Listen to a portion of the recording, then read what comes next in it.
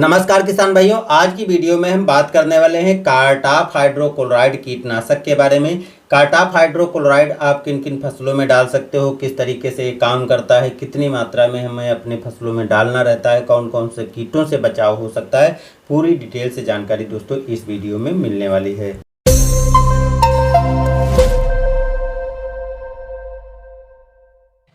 कार्टाप hydrochloride किसान भाइयों धान की और गन्ने की फसल में तो काफ़ी अच्छे से ये काम करता ही करता है और ज़्यादातर किसान धान और गन्ने की फसल में इसको डालना अच्छा समझते हैं। लेकिन किसान भाइयों ये धान और गन्ने की फसल के अतिरिक्त दूसरी फसलों में भी काफ़ी अच्छे से कीटों को कंट्रोल कर लेता है।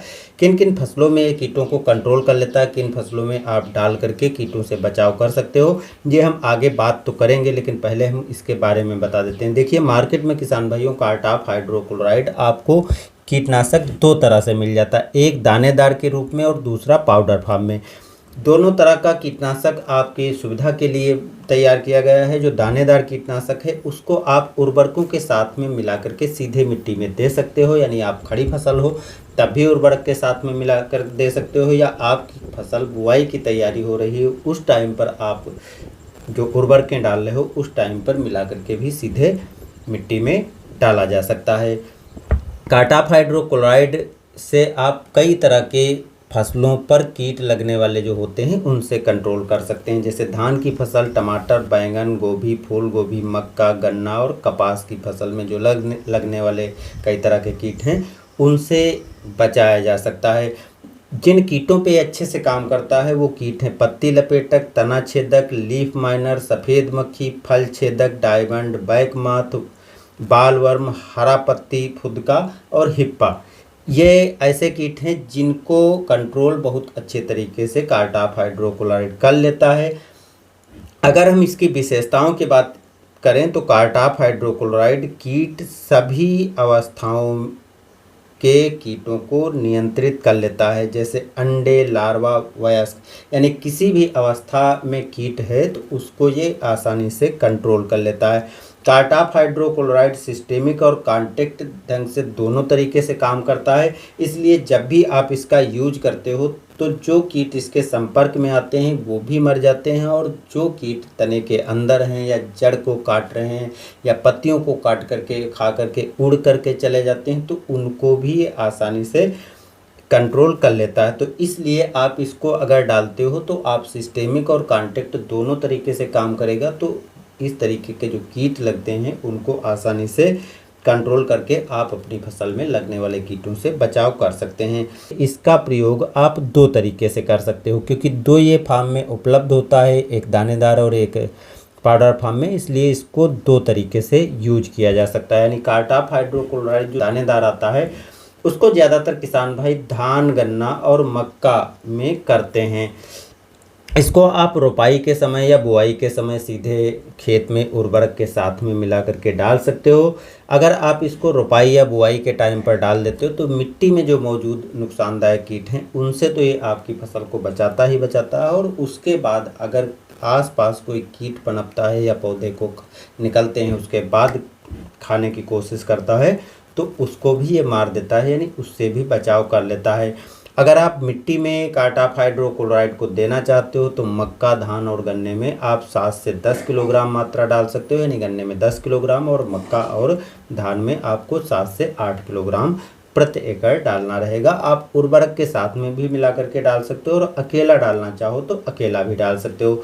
अगर आप इसको खड़ी फसल में डाल रहे हो तो खड़ी फसल में डालने के बाद आपको सिंचाई कर देना है, जिससे और अच्छे तरीके से काम करेगा। अगर खेत में पानी पहले से 2-3 इंच मौजूद है तो आप उस 2-3 इंच मौजूद पानी में भी इसको डाल सकते हो। दूसरा तरीके में जो कार्टाप हाइड्रोक्लोराइड 50% SP आता है, इसे आप धान, गन्ना और मक्का और अन्य फसलों में खड़ी फसल में पौधे के ऊपर स्प्रे करके बचा सकते हैं। स्प्रे करते हो तो आपको प्रति एकड़ 400 ग्राम मात्रा लेनी पड़ेगी, यानी प्रति लीटर आपको 2 से 2.5 ग्राम मात्रा मिला करके स्प्रे करने की आवश्यकता रहेगी। 15 दिन के अंतर पर ये 2 बार स्प्रे कर दोगे तो इस तरीके के जो कीट से आपके फसल प्रभावित हो रही है उसको आसानी से बचाया जा सकता है। बाकी जो दूसरी फसलें हैं जैसे टमाटर हो गया, बैंगन हो गया, फूल गोभी, पत्ता गोभी, इस तरीके की जो फसलें हैं इसमें 1.5 ग्राम प्रति लीटर पानी में मिला करके या 250 ग्राम प्रति एकड़ मात्रा लेकर के आप स्प्रे कर सकते हो। 15-15 दिन के अंतर पर इसको भी स्प्रे किया जा सकता है। स्प्रे करते समय एक बात का ध्यान रखना है, खेत में पर्याप्त नमी होनी ज़रूरी है। अगर खेत में पर्याप्त नमी नहीं है तो सबसे अच्छा है कि पहले आप इसका स्प्रे कर दें। स्प्रे करने के बाद 2 से 2.5 इंच आप खेत में पानी भरा रखने दें। अगर धान और गन्ने जैसी फसल है तो कोशिश करें कि जब आप इसका स्प्रे करें उसके बाद जो पानी भर रहे हैं कम से कम 3 से 4 दिन तक खेत में पानी खड़ा रखें, जिससे इसका और भी अच्छे से आपको रिजल्ट देखने को मिलेगा। मार्केट में यदि हम उपलब्धता की बात करें तो आपको अपने लोकल मार्केट के कीटनाशकों के दुकान पर आसानी से मिल जाएगा। फ़र्क सिर्फ इतना है क्योंकि कई तरह की कंपनियां अब इस प्रोडक्ट को बनाती हैं। दानेदार फार्म में और पाउडर फार्म में कई तरह की कंपनियां जो हैं इसको बनाती हैं, तो आप अच्छी कंपनी का लेकर के और कीटों से बचाव कर सकते हो। क्योंकि इस बार धान की रोपाई करने के तुरंत बाद जो है तना छेदक कीट लगना चालू हो गया, जिससे किसान काफ़ी परेशान हो रहा है।